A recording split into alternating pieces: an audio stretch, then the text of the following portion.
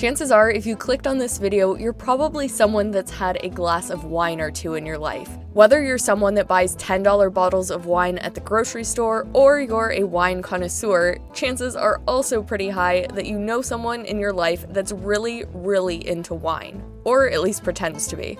Regardless, wine is a massive industry across the globe, and while for most people it's an occasional indulgence, for others it's a huge investment opportunity. So today I'm going to break down why people invest in wine, how you can do it, and whether or not it's actually a good investment. But first, we need to go back a bit and understand what sets investment quality fine wine apart from the stuff that you can pick up in the grocery store. It's estimated that there are nearly 100,000 wine producers in the world, but only around 250 of them actually produce investment quality wine. Table wine, or mass market wine, which is the stuff you find at the grocery store, is usually intended to be consumed within a season or two after it's bottled. These are not intended to age, and if the bottle sits for too many years, the composition of the wine changes. But with these cheaper wines, it's not in a good way. Fine wines, on the other hand, are to some degree subjective. There isn't a hard set of rules or criteria for what qualifies wine as fine wine, but these wines are usually produced from very high-quality grapes that are grown under excellent conditions, sometimes in a very desirable wine region. Unlike table wines, fine wine is intended to age and not only tastes better over time, but increases in value over time as well. Of these fine wines, the highest quality ones are often held as investments, and they're considered Veblen goods, which means that as the price increases, the demand for them actually increases too. Now, if you think that wine investing is a super niche thing that only old French men do sitting on their piles of money in their wine cellars, you'd actually be wrong. Wine investing is quite a popular alternative investment.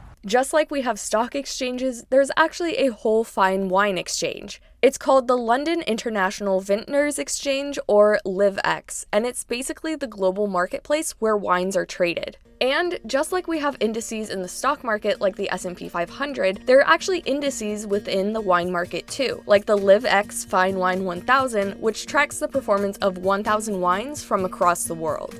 So why do some people choose wine as an alternative investment? Some groups of wine have actually outperformed the S&P 500 over the last 20 years, but just like anything else, some years will be up, some years will be down. Sometimes there are factors outside of just the regular wine market that will influence that year's wine prices. For example, climate, or if there is a strange weather event, or if there is a catastrophe in one of the wine storage units. But something that attracts a lot of people to wine as an alternative investment is that wine has a very low correlation to the stock market, meaning that whatever the stock market is doing doesn't necessarily impact the performance of wine. For any alternative asset class, that low correlation can make it an attractive option for diversifying outside of the stock market. I'll dive into what exactly causes the price of wine to go up, but first I want to thank Vinovest for sponsoring this video. Vinovest is an online platform that allows you to easily invest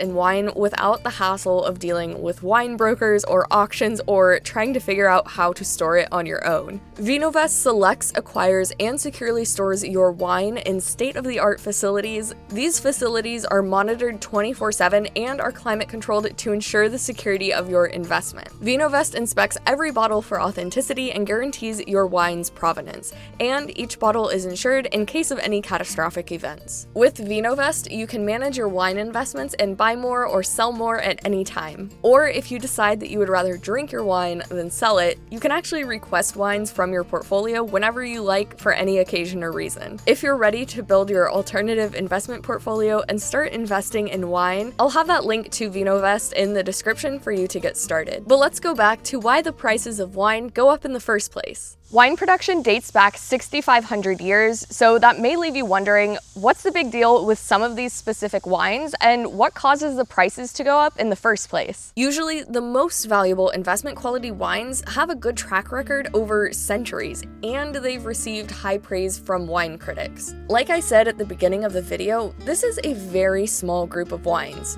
usually from particular regions like Bordeaux, Burgundy, the Rhone, Italy, Champagne, just to name a few. And yes, those regions are what a lot of these wine types are actually named after. The first thing that causes the prices of these wines to go up is scarcity. So the scarcity of these wines can be planned or intentional, but sometimes it's just due to the nature of these specific wine regions. If a winery only produces 200 bottles in a year, that wine would be more expensive compared to if they produce 2,000 bottles. On the same token, if a winery has lower production one year than in previous years, that can drive the price up due to the decreased supply. If they produce a limited edition wine, the more bottles that are consumed means that the remaining ones are more hard to come by and therefore become more expensive. The second factor that affects the price of wine is age, both the current age of the wine and how the wine continues to age over time. Fine wines, unlike those table wines, improve in taste over time. Different types of wine have different ideal time periods of how long they should age for, so given that time period, the wine's age when you purchase it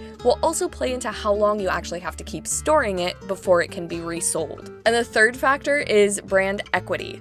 Certain vineyards and wineries have a very good reputation because of the quality of their grapes and wine. A lot of times, just like you see with expensive coffees, it's due to the growing conditions and microclimates of those regions. Well-known brands that are both consistent and reliable with their wine quality can pull in some very, very high prices. But in addition to that quality and consistency, there's also prestige. Some of these cases of wines can sell for hundreds, if not thousands of dollars. And since you're not opening up a bottle of wine before you invest in it, you've got to get your information from somewhere. So since wine investors are not usually tasting the wine before they actually invest in it, they do usually rely on the reviews of highly respected wine critics. And a few critics in particular, like Robert Parker, can have a huge influence on the wine market and which wines are the most sought after. The more attention that a wine brand gets from these critics and at auctions, the higher the price of that wine will be.